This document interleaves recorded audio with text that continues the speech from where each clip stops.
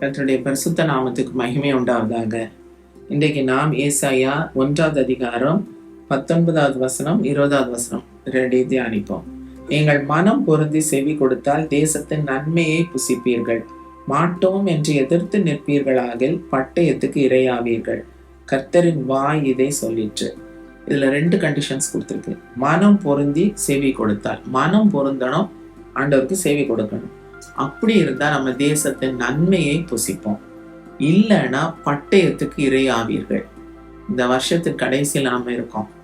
நம்ம இந்த 2 காரியங்கள் நமக்கு முன்னால் இருக்கு. நம்ம தொலைந்து போகிறதுக்கு நம்ம விரும்புவோமா, அல்லது தேசத்தின் நன்மையை, கர்த்தர் நமக்கு வைத்திருக்க நன்மையை பெற்றுக்கொள்ள வேண்டும் என்று நம்ம விரும்புவோமா? நிச்சயமாக நன்மையை பெற்றுக்கொள்ள வேண்டும் என்றுதான் நம்ம விரும்புவோம். அப்போ நம்முடைய வாழ்க்கையை இந்த நேரத்துல நம்ம ஆராய்ந்து பார்ப்போம். நம்முடைய ஜீவியத்தை, கடந்த நாட்கள் எப்படி போச்சு. அதுல அடுத்த வசனத்துல இருக்கு, உண்மையுள்ள நகரம் எப்படி வேசியாய் போயிற்று. உண்மையாக தான் நம்ம ஆண்டவரை பின்பற்ற ஆரம்பித்திருப்போம். நம்ம உண்மையாய் கர்த்தரை நேசித்து நம்ம பண்ணின எல்லா தீர்மானங்களையும் உண்மையாய் நிறைவேற்றி, இத்தனை நேரம் ஜெபம் பண்ணுவேன்னா அவ்வளவு நேரம் ஜெபம் பண்ணுவோம், பைபிள் வாசிப்போம், ஆசையாய் கர்த்தரை பின்பற்ற ஆரம்பித்திருப்போம். அதுக்கு பிறகு என்ன ஆகி போகுதுன்னா, சுயபுத்தின் மேல கொஞ்சம் சார்வோம். அதுல நம்ம கொஞ்சம் அப்படியே பழகி கர்த்தருக்கு பிரியமில்லாத காரியங்கள் எல்லாவற்றோடும் இங்கும் அங்குமாக அப்படியே கலந்து அப்படி நம்ம வாழும் போது நம்ம கர்த்தரை உண்மையாய் பின்பற்றுகிற தன்மை நம்மை விட்டு அப்படியே மாறி போயிருக்கோம். அப்போ அசுத்தங்கள், உலகத்தின் அசுத்தங்களும் நம்மை தொற்றிக்கொள்ளும். ஒரு கதை இருக்கு. எப்படின்னா, ஒரு பூனை மோட்சம் செல்ல ஆசைப்பட்டுச்சான். அதுக்கு பரலோகம் போறதுக்கு ரொம்ப ஆசை. ஆனா உலகத்துக்குரிய காரியங்களே அதுக்கு விடுறதுக்கு இஷ்டம் இல்லை. அதுக்கு கருவாடு ரொம்ப பிரியம். அப்போ அது என்ன யோசிச்சுது, பரலோகமும் வேணும், இந்த கருவாடு எனக்கு வேணும். என்ன பண்றதுக்கு, அந்த கருவாடோடையே அது போச்சுதான். இந்த கருவாடு அப்படியே ஒளிச்சு வச்சுக்கிட்டு அப்படியே நேரா போய் பரலோக வாசல்ல போய் எல்லாரும் லைன்ல நிக்கிற நேரத்துல இதுவும் போய் லைன்ல நின்னுச்சான்.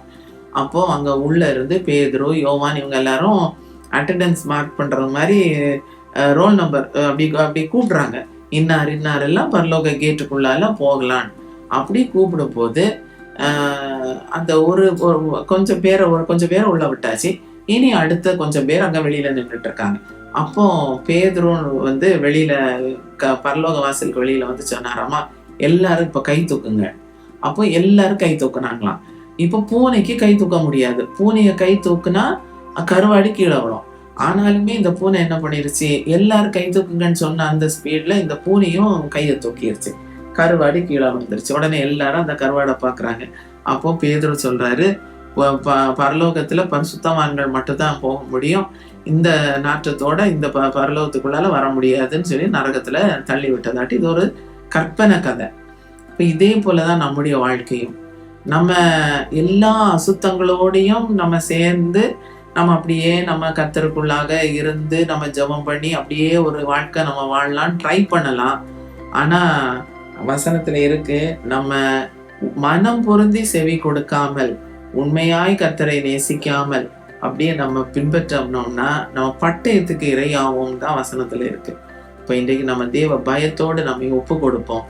நம்ம குறைகள் குற்றங்கள் யாவையும் ஆண்டவர்கிட்ட அறிக்கையிடுவோம். இந்த பக்கத்துல ஒரு கால், அந்த பக்கத்துல ஒரு கால்னு வச்சுட்டு உண்மையாய் கர்த்தரை நேசிக்காமல் நன்மைக்காக மட்டும் கர்த்தரை பின்பற்றி இத்தனை நாள் நம்ம வாழ்ந்திருந்தோமானாலும் நம்ம ஆண்டவர்கிட்ட அந்த எல்லா குறைகள் எல்லாம் சொல்லி நம்ம அறிக்கையிட்டு உண்மையாய் எப்பாதையில கர்த்தர் நம்மை நடத்துகிறாரோ அந்த பாதையிலே, தேவன் நமக்கென்று நியமித்திருக்கிற பாதையிலே பொறுமையோடு ஓட நம்ம இந்த நாட்கள்ல ஒன்று கூட நம்மை ஆயத்தமாக்கி நம்ம ஒப்பு கொடுப்போம். மனம் பொருந்தணும்.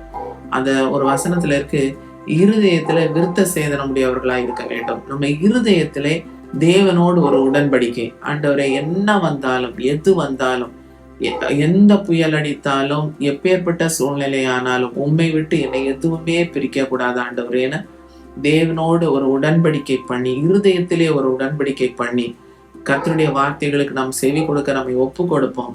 அப்படி நம்ம ஒப்பு கொடுத்தோம் ஆனால் அதுக்கு கீழே ஒரு வசனத்துல இருக்கு, நீ நீதிபுரம் என்றும் சத்திய நகரம் என்றும் பெயர் பெறுவாய். ஆண்டவர் நமக்கு ஒரு டைட்டில் தர்றாரு, நீ நீதிபுரம் சத்திய நகரம். அது எவ்வளவு ஒரு பெரிய ஒரு பாக்கியம். ஒன்றுக்குமே உதவாத நம்மையும் கூட கர்த்தர் நம்மை நேசித்து கிருபைகளாலும் தம்முடைய வரங்களினாலும் அவருடைய வார்த்தைகளாலும் நம்மை நிரப்பி பலப்படுத்தி நம்ம என்னைக்கோ தொய்ந்து அழிந்து போக வேண்டிய நம்மை கர்த்தர் கிருபையாய் இதுவரைக்கும் கர்த்தர் காத்து நடத்தினார். அதெல்லாம் நம்ம நினைத்து நம்ம உண்மையாய் கர்த்தரை பின்பற்ற ஆரம்பிப்போம். அந்த இதுல இருக்கு, உண்மையுள்ள நகரம் எப்படி வேசியாய் போயிற்று. நம்ம இன்னைக்கு யோசித்து பார்ப்போம், எவ்வளவு காரியத்துல நம்ம டீவியேட் ஆயிட்டோம். உண்மையாய் கர்த்தரை பின்பற்றி கொண்டிருந்தனா எத்தனையோ காரியங்கள் உலகமும் ஆவிக்குரிய வாழ்க்கையும் கலந்து போயிருச்சே. நம்ம இன்னைக்கு எல்லாவற்றையும் செட்ரைட் பண்ணி கர்த்தருக்கு உண்மையாய் வாழ்வோம். அதுக்கு தீர்மானிப்போம். கர்த்தருக்கு நம்மை ஒப்பு கொடுப்போம். நம்ம ஜெபம். கர்த்தாவே உமக்கு ஸ்தோத்திரம். ஆண்டவரே பரிசுத்தரே, இந்த நல்ல நேரத்தை தந்தீர். ஆண்டவரே கர்த்தாவே, இந்த வசனத்துக்கு எங்களை ஒப்பு கொடுக்கிறோம். ஆண்டவரே பரிசுத்தரே உமக்கு ஸ்தோத்திரம். மனம் பொருந்தி செவி கொடுக்க கிருபை தாரும். ஆண்டவரே உண்மையா எம்மை நேசித்து உம்மை பின்பற்ற எங்களை ஒப்பு கொடுக்கிறோம். ஆண்டவரே முடிவு பரியந்தம் காக்க வல்லமையுள்ள உங்களுடைய கரங்களில் எங்களை தருகிறோம். கர்த்தாவே உமக்கு ஸ்தோத்திரம். ஆண்டவரே பரிசுத்தரே, இந்த வசனத்துக்கு நாங்கள் எங்களை அப்படியே ஒப்பு கொடுக்கிறோம். ஆண்டவரே மனம் பொருந்தி செவி கொடுத்தால் தேசத்தின் நன்மையை புசிப்பீர்கள் என்றிருக்கிறதே. உங்களுடைய வார்த்தை உண்மை உள்ளது, வல்லமை உள்ளது. ஆண்டவரே தேசத்தின் நன்மையை புசிக்கும்படிக்கு கர்த்தர் எங்களுக்கு வைத்திருக்கிற சகல நன்மைகளையும் நாங்கள் ஒன்று கூட இழந்து போகாமல் அதை பெற்றுக்கொள்ளும்படிக்கு கர்த்தாவே நாங்கள் மனம் பொருந்தி செவி கொடுக்க கர்த்தர் உதவி செய்வீராக. ஆண்டவரே கர்த்தாவே உமக்கு ஸ்தோத்திரம். ஆண்டவரே ஸ்தோத்திரம். ஆண்டவரே கர்த்தாவே நாங்கள் இனி வரும் பலன் மேல் நோக்கம் உள்ளவர்களாய் எங்கள் கண்கள் உண்மையே பார்த்து பரம தேசத்தையே வாஞ்சித்து ஓடுகிறவர்களாய் கர்த்தர் எங்களை மாற்றும். இந்த வருஷத்தின் கடைசியிலே இருக்கிற நாங்கள் கர்த்தாவே இன்னும் உம்மோடு நெருங்கி பரிசுத்தமாகி ஆண்டவரே அடுத்த வருஷத்துக்குள் பிரவேசிக்க கர்த்தர் எங்கள் எல்லாருக்கும் உயிர்த்து நாங்கள் ஆராய்ந்து பார்க்கிற ஒரு நல்ல இருதயத்தை கர்த்தர் தருவீராக. இருதயத்தை கர்த்தர் வெண்மையாக்கி சுத்தமாக்கும். ஆண்டவரே உங்களுடைய வருகைக்கென்று எங்களை ஆயத்தமாக்கும். தாழ்த்தி உடைய கரங்களில் தருகிறோம். இயேசுவின் மூலம் ஜெபம் கேளும் பிதாவே, ஆமென்.